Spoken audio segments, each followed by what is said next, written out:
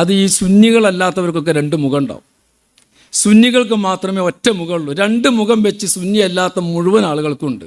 ദൈവബന്ധി ഉലമാക്കളുടെ ചരിത്രം വായിച്ചാൽ രണ്ട് മുഖം അവർക്ക് കാണും. അതുകൊണ്ട് ഒരു മുഖം വായിച്ച ആളുകൾക്ക് നല്ലവരായിട്ട് തോന്നും, മറ്റേ മുഖം വായിച്ചവർക്ക് അങ്ങനെ. എല്ലാം കൊണ്ട് വഴിപേച്ചവൻ, മുദില്ലുൻ എല്ലാം കൊണ്ട് വഴി പേഴ്പ്പിക്കുന്നവൻ, ആമലഹുല്ലാഹു ബിഅദ്ലിഹി അയാൾക്ക് അർഹമായത് അള്ളാഹു കൊടുക്കട്ടെ എന്നാണ് പറഞ്ഞത്. അതൊക്കെ ആദ്യം വായിക്കുമ്പോൾ ഫത്താവൽ ഹദീസിൽ നിന്ന് നമ്മൾ അത് ആദ്യം കാണുന്നത് 983 കാലത്തായിട്ട് കാണുമ്പോൾ വല്ലാത്തൊരു വേദന തോന്നിപ്പോയി. ഇത് കുറച്ച് കടുപ്പല്ലേ എന്ന്.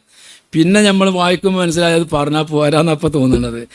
മഹാനായ തെർശി, ആ തെർശീകാരൻ പറയാം, പഴയ കാലത്തെ ഉലമാവിൻ്റെ ഇൽമിൻ്റെ അവരുടെ ബുദ്ധിയും അവരുടെ വിലയും അവരുടെ നിലയും അളക്കാൻ ഞങ്ങൾ ഉപയോഗിച്ചിരുന്ന മഹാന്മാർ ഉപയോഗിച്ചിരുന്നത് തുഹഫൻ്റെ ഇബാറത്ത് വായിച്ച് അർത്ഥം വെക്കാനാണ്.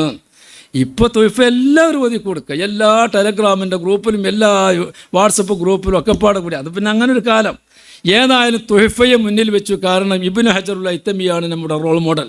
കേരള മഖ്ദൂമികളുടെയും എന്നല്ല അഹ്ലു സുന്നത്തി വൽ ജമാഅത്തിൻ്റെ റോൾ മോഡൽ മഹാനായ ഇബ്നു ഹജറുൽ ഹൈതമിയാണ്. കാരണം അവർ കൈവച്ച വിഷയം മുഴുവൻ വെട്ടിത്തിളങ്ങിക്കൊണ്ടിരിക്കുകയാണ്. ഏതാ തിളങ്ങാത്തത്? എങ്ങനെയാണ് ഒരു വിഷയത്തിന് ആ രീതിശാസ്ത്രം കൃത്യമായി പഠിപ്പിച്ചു.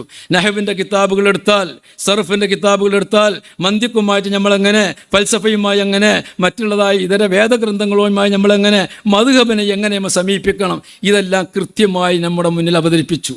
നമ്മളൊക്കെ ഇവിടെ മുഗൾ ചക്രവർത്തിമാരെ നിശ്ചിതമായി വിമർശിക്കുന്ന ആളുകൾ ഇവിടെ ധാരാളമുണ്ട്.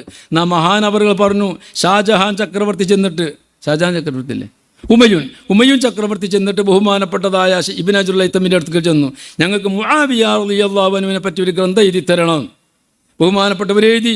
അപ്പോൾ ബഹുമാനപ്പെട്ടവർ എന്നോട് ആവശ്യപ്പെട്ടത് സുൽത്താൻ നല്ല സുൽത്താനാണ്, സുന്നിയാണ്, പിന്നെ ഭരണകർത്താവ് എന്നുള്ളതൊക്കെ ചില കുറവൊക്കെ വരും, അത് നമ്മൾ അല്ലാഹു തആല മാഫ് ചെയ്യട്ടെ എന്ന് പറഞ്ഞു. ഈ രീതിയിൽ എങ്ങനെയാണ് നമ്മൾ ഭരണകർത്താക്കളെ സമീപിക്കേണ്ടത്, എങ്ങനെയാണ് നഹവിൻ്റെ മസ്അല സമീപിക്കേണ്ടത്, ബഹുമാനപ്പെട്ട ഇബ്നു ഹിശാമുൽ അൻസാരിക്ക് വളരെ പ്രാധാന്യം കൊടുക്കും മൂപ്പര്. നമ്മളൊക്കെ ആദ്യം കണ്ടത് ഇബ്നു ഹിശാമുൽ അൻസാരി. കാരണം റളിയുൽ മില്ലത്തി വദ്ദീനെ പറ്റി ഇങ്ങനെ ചില ഭാഗത്തിലൊന്നും ഇങ്ങനെ കേൾക്കുമോ, പല കിതാബിലും അങ്ങനെ തന്നെ ഉള്ളത് വല്ലാത്ത രീതിയിൽ വിശദീകരണം. ഇപ്പോൾ ഒരാൾ പദപ്രയോഗ ശൈലി മാറ്റി നമ്മൾ പറയാൻ റളിയൊക്കെ ഇവിടെ നോക്കിയവർ ആരുണ്ടെന്നൊക്കെ ചോദിക്കാറുണ്ട് ദർസിൽ. അപ്പോൾ അന്നലക്കൊക്കെ നമുക്ക് റളിയിനോട് താല്പര്യം വന്നു. അപ്പോൾ ഇബ്നു ഹിശാമുൽ അൻസാരിയെ ബഹുമാനപ്പെട്ടവർ പോയിട്ട് റളിയിനെ എതിർത്ത സമയത്ത് ഇബ്നു ഖാസിമിനാണെങ്കിലോ ബഹുമാനപ്പെട്ട ഇബ്നു ഹജറുൽ അസ്ഖലാനിയോ ഇബ്നു ഹജറുൽ ഹൈതമിയോ നിങ്ങൾ തോണ്ടണ ഒരു പരിപാടി ഉണ്ട്. അങ്ങനെ ചിലയിടത്ത് എല്ലായിടത്തും ഉണ്ടാവുമല്ലോ. ഒരു രണ്ടാളും ഇബ്നു ഖാസിം റളിയല്ലാഹു അൻഹു തങ്ങൾ സുൽത്താനുൽ, പിന്നെ ബഹുമാനപ്പെട്ട മുല്ല അലിയുൽ ഖാദിം, ഇവർ രണ്ടാളും എന്ത് ചെയ്യും, ബഹുമാനപ്പെട്ട ഇബ്നു ഹജറുൽ ഹൈതമിനെ ഒന്ന് തോണ്ടിയതുകൊണ്ടായിരിക്കണം അവരങ്ങനെ തന്നെ ആയി. സംഗതി വലിയ മഹാന്മാർ തന്നെയാണ്. അതുപോലെ തന്നെ കുത്തുബി തങ്ങളെ തോണ്ടിയാലും അങ്ങനെ തന്നെ ഉള്ളത്. തലാമിദത്തിൽ നിന്നുള്ള വഅദ് മൂപ്പരത്തോണ്ട് തോണ്ടിയാലൊക്കെ അങ്ങനായി. അള്ളാഹു നമ്മളെല്ലാവരും കാത്തുരക്ഷിക്കട്ടെ. ബഹുമാനപ്പെട്ട ഇബ്നു ഹജറുൽ ഹൈതമി റളിയല്ലാഹു തആല അൻഹു. അപ്പോൾ നമ്മളൊക്കെ തോന്നിപ്പോയി ഇബ്നു ഹിശാമുൽ അൻസാരി ആരാണ്? അൻസാരിയാണല്ലോ. ഇബ്നു ഹജറുൽ ഹൈതമി അൻസാരിയാണ്. അപ്പോൾ അന്നലേക്ക് പോയെത്തിയതാവണോ തോന്നിപ്പോയി. പക്ഷേ പിന്നെ മനസ്സിലായത് എന്താണെന്ന് വെച്ചാൽ ഇബ്നു ഹിശാമുൽ അൻസാരി മങ്കൂലാത്ത് കൊണ്ട് സമർത്ഥിക്കുന്ന ആളാണ്. റളിയുൽ മില്ലത്തി വദ്ദീൻ മങ്കൂലാത്തുകളെ അഖ്ൽ കൊണ്ട് സമർത്ഥിക്കുന്ന ആളാണ്. ഒരു കൂഫി ചിന്താഗതിയുണ്ട്. അപ്പോൾ മനസ്സിലായി ഇബ്നു ഹജറുൽ ഹൈതമി തങ്ങളെടുത്ത പോയിന്റ് മങ്കൂലിനേക്കാണ് മസ്ലഹത്തിനേക്കാൾ പ്രാധാന്യം കൊടുക്കുക എന്ന് പറഞ്ഞതുപോലെ തന്നെ ഇങ്ങനെ സുന്നത്ത് ജമാഅത്തിനെ നമ്മൾ എങ്ങനെ സമീപിക്കണം. അന്ന് ലോകത്തൊക്കെ ഇബ്നു തൈമിയ്യത്തുൽ ഹർറാൻ്റെ കിതാബ് കുഴിച്ചുമുടപ്പെട്ട സമയമാണ്. ആര് വായിക്കാണ്ട്, ആര് കേൾക്കാണ്ട്, ആരറിയാണ്ട്. ഈ സമയത്ത് ഇബ്നു തൈമിയ്യത്തുൽ ഹർറാനിയെ മറ്റ് ചിലരെല്ലാം എന്താണ് ഗ്രന്ഥം വായിച്ച ചിലരൊക്കെ പുകഴ്ത്തിയല്ലോ. ഇബ്നു ഹജറുൽ അസ്ഖലാനി പോലും പുകഴ്ത്തി, വലിയ വലിയ മഹാന്മാരായ ചില ആളുകൾ പുകഴ്ത്തി. തഖിയുദ്ദീൻ സുബ്ക്കി എതിർത്തു, താജുദ്ദീൻ സുബ്ക്കി എതിർത്തു. എന്നാലും സമൂഹത്തിൽ വേറുള്ള പലരും അനുകൂലിച്ചിട്ടുണ്ട്. കാരണം അദ്ദേഹത്തിന് അത് ഈ സുന്നികളല്ലാത്തവർക്കൊക്കെ രണ്ട് മുഖം ഉണ്ടാവും. സുന്നികൾക്ക് മാത്രമേ ഒറ്റ മുഖമുള്ളൂ. രണ്ട് മുഖം വെച്ച് സുന്നി അല്ലാത്ത മുഴുവൻ ആളുകൾക്കുണ്ട്. ദൈവബന്ധി ഉലമാക്കളുടെ ചരിത്രം വായിച്ചാൽ രണ്ട് മുഖം അവർക്ക് കാണും. അതുകൊണ്ട് ഒരു മുഖം വായിച്ച ആളുകൾക്ക് നല്ലവരായിട്ട് തോന്നും, മറ്റേ മുഖം വായിച്ചവർക്ക് അങ്ങനെ. പക്ഷേ ബറേലി ഉലമാക്കൾ ബഹുമാനപ്പെട്ട ഷെയ്ഖ് അഹമ്മദ് റളാ ഖാൻ ബറേലി അങ്ങനെയല്ല, ഒരൊറ്റ മുഖം മാത്രമേ ഉള്ളൂ. പറയാനുള്ളത് പറയും, ആരുടെ മുഖത്തും പറയും. ബഹുമാനപ്പെട്ടതായ ഇബ്നു ഹജറുൽ ഹൈതമി റളിയല്ലാഹു അൻഹു തങ്ങൾ ഈ നിലക്ക് ഇബ്നു ഹിശാമുൽ അൻസാരി കൊണ്ടുവന്ന് അപ്പം എന്താ മൂപ്പര് മങ്കൂലാത്ത് കൊണ്ട് കാണും. ഇങ്ങനെ നഹവ് എങ്ങനെ കാണണം. പിന്നെ ബഹുമാനപ്പെട്ടവരാണെങ്കിലോ ഈ കാണുന്ന ഇബ്നു തൈമിയ്യത്തുൽ ഹർറാനി, അയാളെ സംബന്ധിച്ചിടത്തോളം ലോകത്ത് അയാൾ ഒരു പ്രതിഭാസമാണ്, ഒരു പാരാവാരം.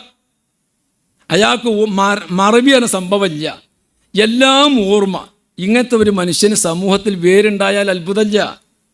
ഈ വേരുള്ള സമയത്ത് അനുകൂലിക്കുന്നവരുണ്ട്, പ്രതികൂലിക്കുന്നവരുണ്ട്.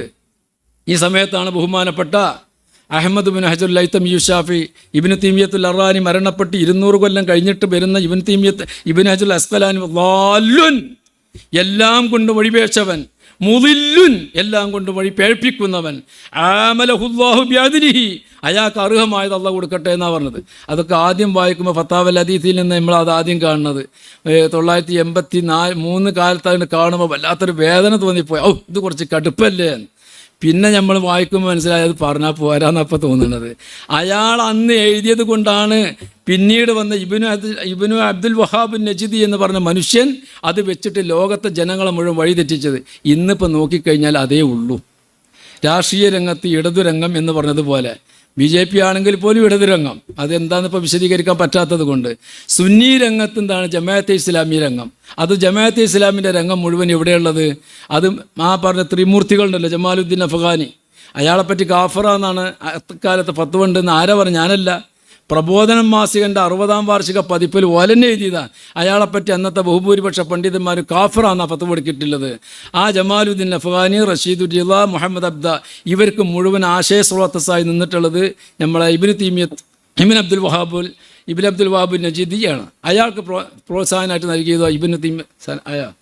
അപ്പം ഇത്രയും ഈ രീതിയിൽ ഞാൻ പറഞ്ഞു കൊണ്ടുവന്ന അങ്ങനത്തെ മഹാൻ